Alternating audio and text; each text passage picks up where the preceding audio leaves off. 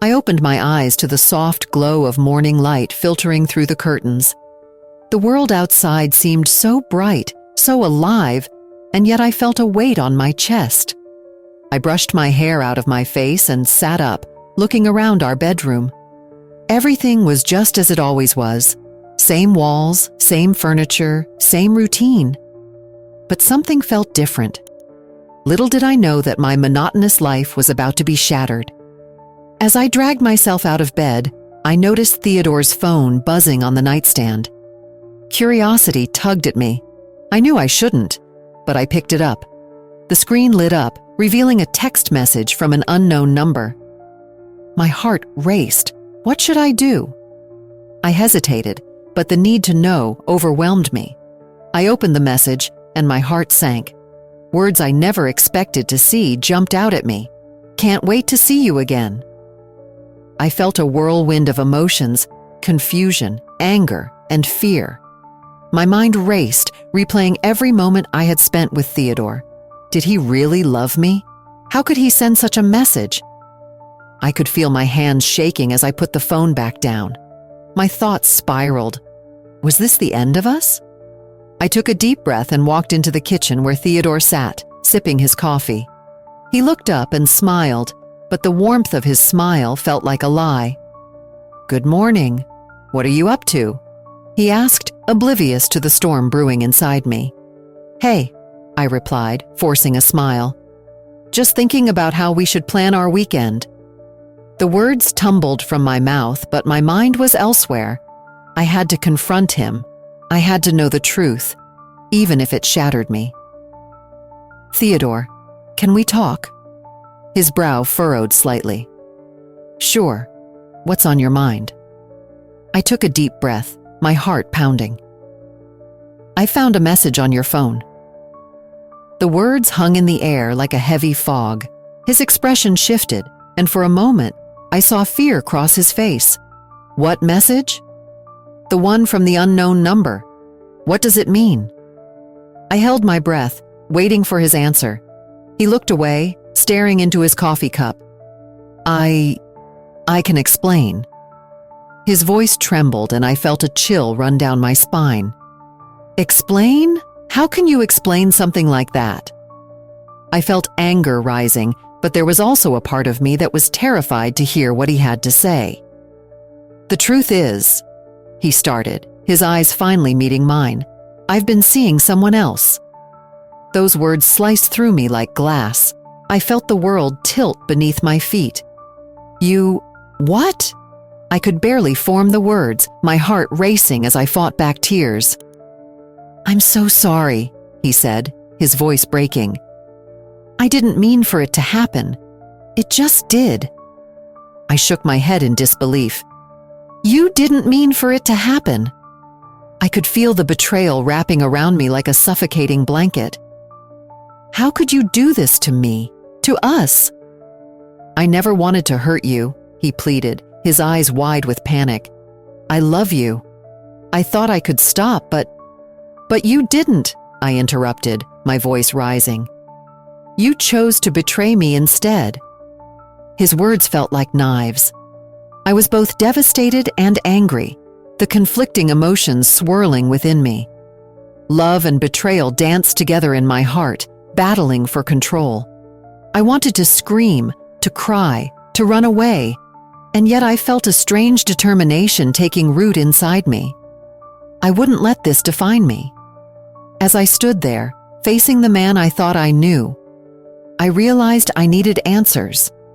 I needed closure. I needed to understand how everything had gone wrong.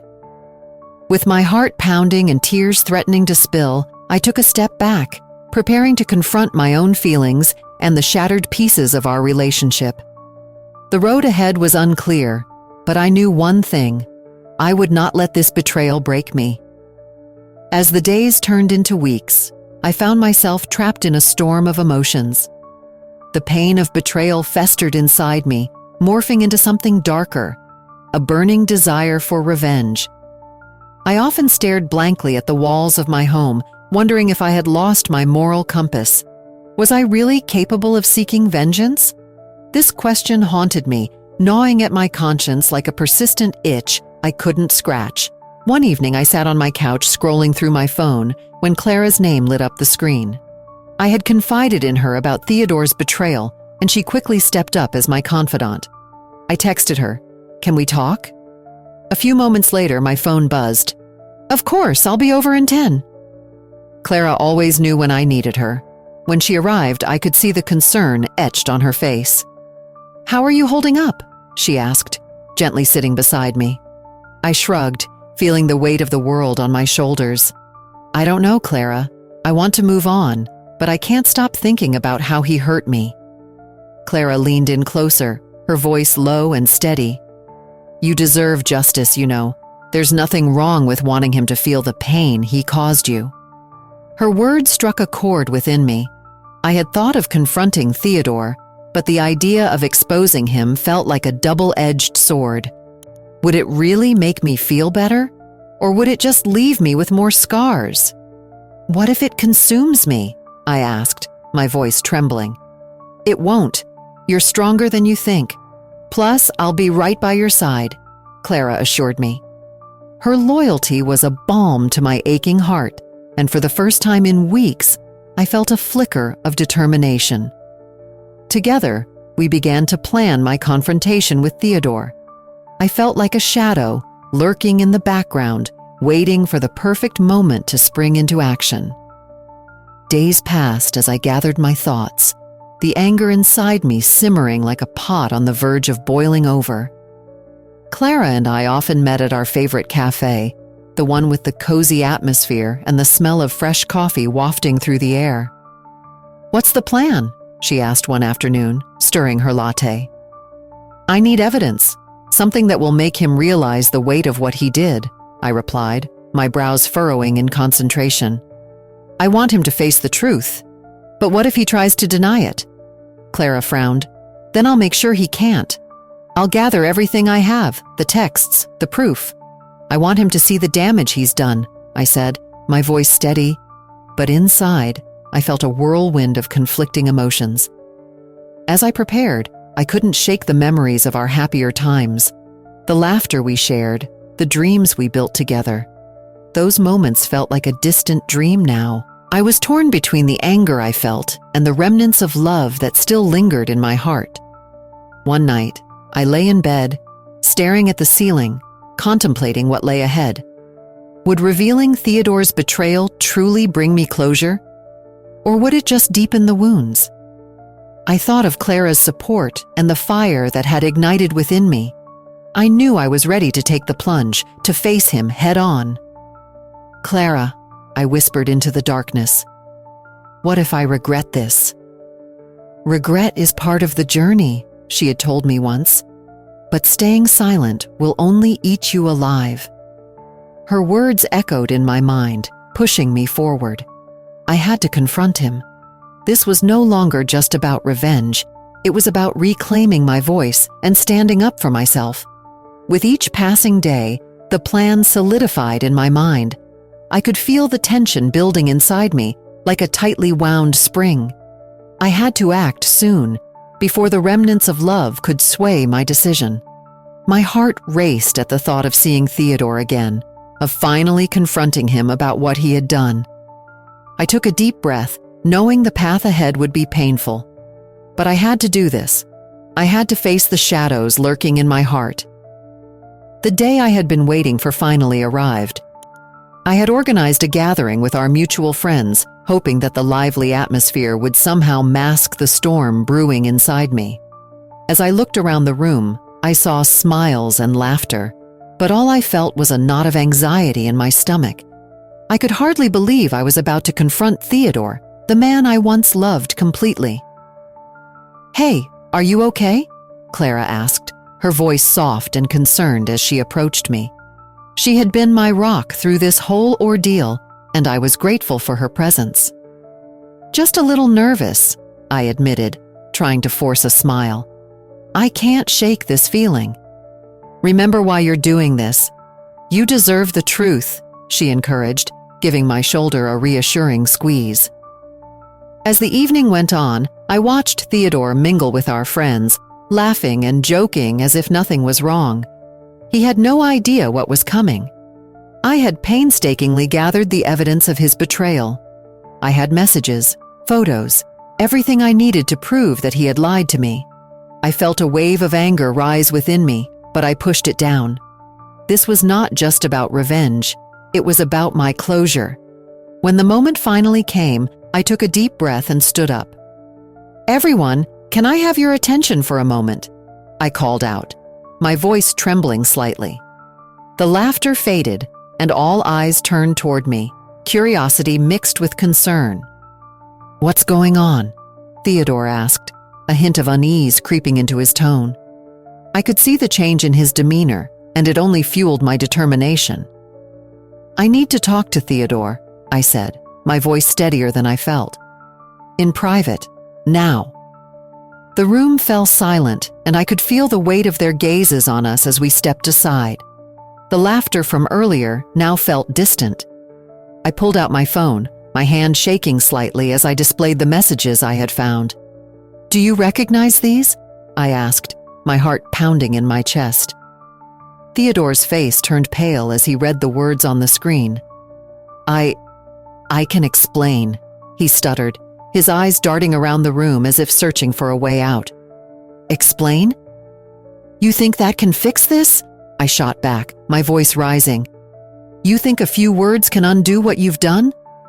The disbelief etched on his face was hard to watch. "I didn't mean for it to happen," he pleaded, his voice cracking. I was confused. I didn't know how to handle my feelings. "Confused?" I echoed, incredulous. "You were confused while you were texting someone else? While I was here, trusting you? That's not confusion, Theodore. That's betrayal." He looked down, unable to meet my gaze. "I never wanted to hurt you. I was struggling with my own issues. I thought I could keep it separate," he murmured, his voice barely above a whisper. I could feel the tears welling up in my eyes, but I fought them back. "You should have talked to me. We could have worked through it together, but you chose to lie. You chose to betray me." The silence that followed was suffocating.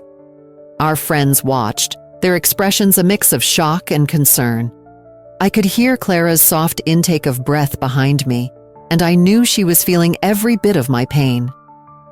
"I know I messed up," Theodore finally said, his voice thick with emotion. "I am so sorry. Please just give me a chance to explain everything." "Explain what?" I asked, my voice shaking now. "How do you explain something like this? You broke my trust, Theodore. You broke us." His panic was palpable, and I could see the desperation in his eyes.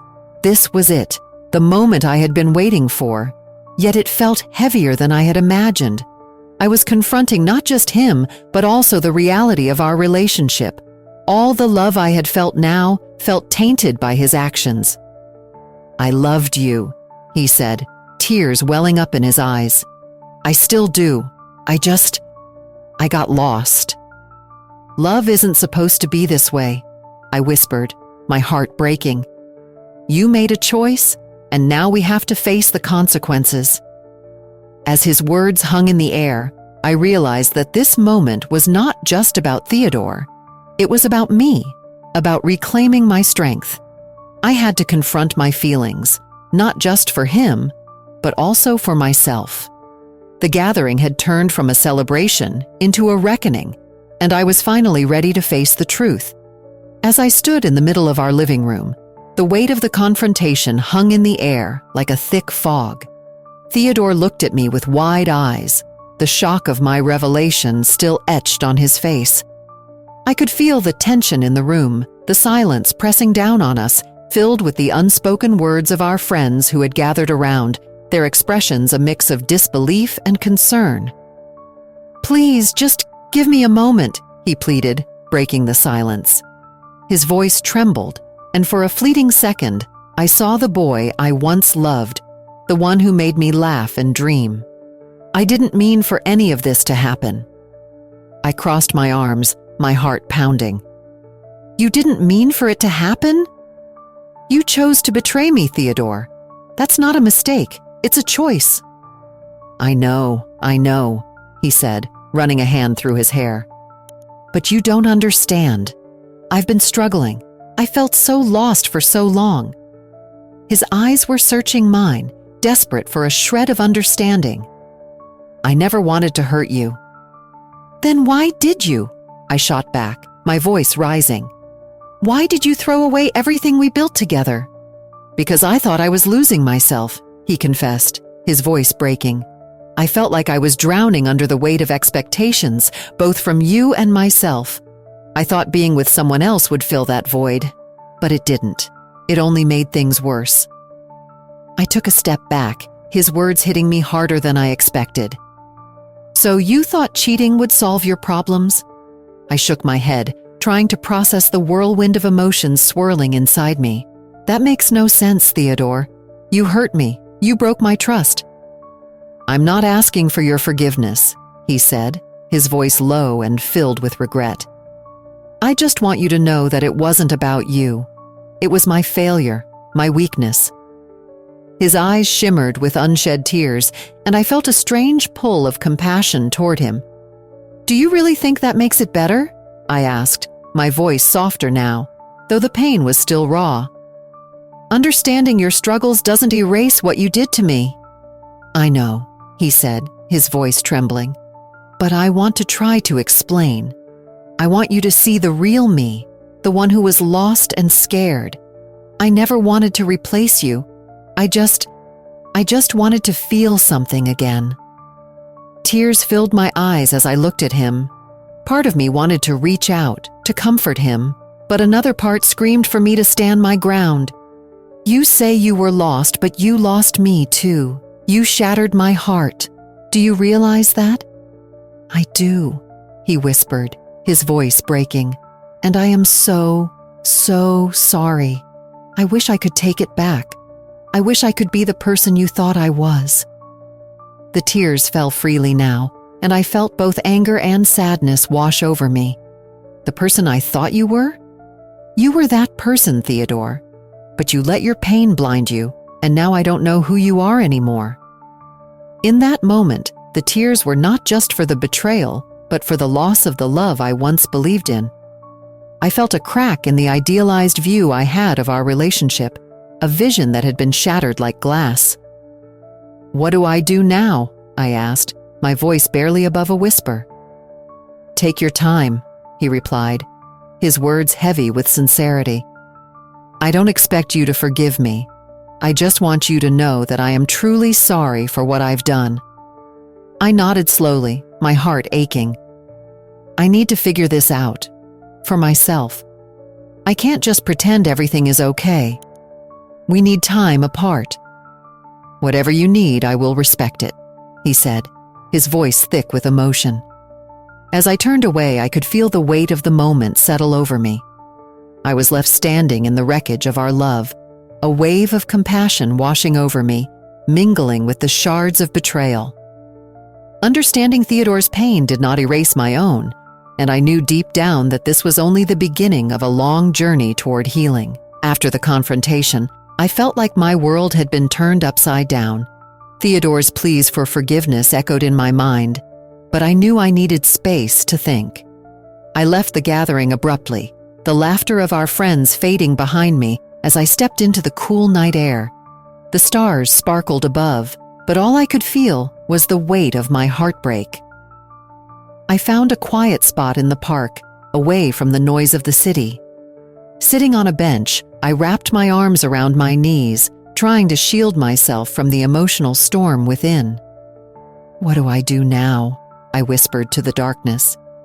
The night didn't answer, but I knew I had to face this chaos inside me. As I sat there, I thought about the life I had envisioned with Theodore. We had dreams, plans, and a future that now felt like a shattered glass. Was any of it real? I asked myself. The love I once felt for him now felt tainted, mixed with betrayal and confusion. I took a deep breath, trying to calm my racing thoughts. Maybe I should just confront him again, I muttered, my heart racing at the idea. But the thought of doing it all over again felt exhausting. I didn't want to be trapped in this cycle of anger and revenge. I needed to break free. The next day, I met Clara for coffee. She looked concerned as I sat down, my face pale and my eyes tired. "You okay?" she asked gently, stirring her drink. I sighed, feeling the tears well up again. "Not really. I don't know how to move on from this, Clara. Everything feels so broken." She reached across the table and squeezed my hand. "It's okay to feel lost right now. You've been through a lot. But you're strong. You'll find your way." I appreciated her support, but I couldn't shake the feeling of despair. I thought I knew who I was, who we were together. Now, it's like I'm just a shadow of myself. Clara leaned back, looking thoughtful. "Maybe this is a chance to rediscover who you are, not just as Theodore's partner, but as you. What do you want, really?" Her words struck a chord with me. I had been so focused on Theodore and our relationship that I had forgotten about my own needs and desires. I took a sip of my coffee, letting the warmth fill me. "I want to feel whole again," I admitted. "Then you need to let go of the anger," she advised. "Revenge might seem tempting, but it won't heal you. It will only keep you stuck in the past." I nodded slowly, her words sinking in. It was time to let go. I didn't want to be consumed by bitterness. I wanted to reclaim my life, to heal and grow. "You're right. I need to focus on healing instead of revenge." Clara smiled, her eyes brightening. "That's the spirit. It's going to be a process, but you can do it. Start by doing things that make you happy." That afternoon, I began my journey of self-discovery. I took long walks, visited art galleries, and spent time with friends who lifted my spirits. I started journaling, pouring my thoughts onto the pages, trying to make sense of my feelings. Each day felt like a small step towards healing. One evening, as I wrote in my journal, I realized something important. "I am worthy of love," I wrote. "I deserve happiness, even if it means letting go of the past." The words felt empowering, and for the first time in weeks, I smiled at the thought. I decided to stop thinking of myself as a victim. Instead, I wanted to be a survivor. I wanted to move forward with grace, not bitterness. "I can do this," I whispered to myself, the determination growing within. Days turned into weeks, and slowly, I felt a sense of peace returning. I was no longer just a shadow. I was finding my light again. I understood that my strength did not come from seeking revenge, but from embracing my journey and choosing to heal. As I looked in the mirror one morning, I saw a spark of resilience in my eyes. "I am moving on," I said aloud, feeling the weight of the past lift. "And I will be okay." With each passing day, I took another step toward closure, knowing that my path was just beginning. As I stepped out of the shadows of my past, I felt a lightness in my heart that I hadn't experienced in a long time. The weight of betrayal was still there, whispering in the corners of my mind, but I chose not to listen. Instead, I focused on the sun shining through the trees, the warmth wrapping around me like a comforting blanket.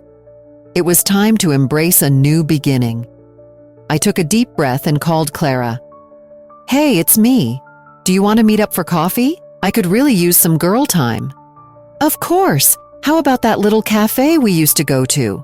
she replied, her voice brightening my mood even more. "Perfect. I'll see you there in a bit."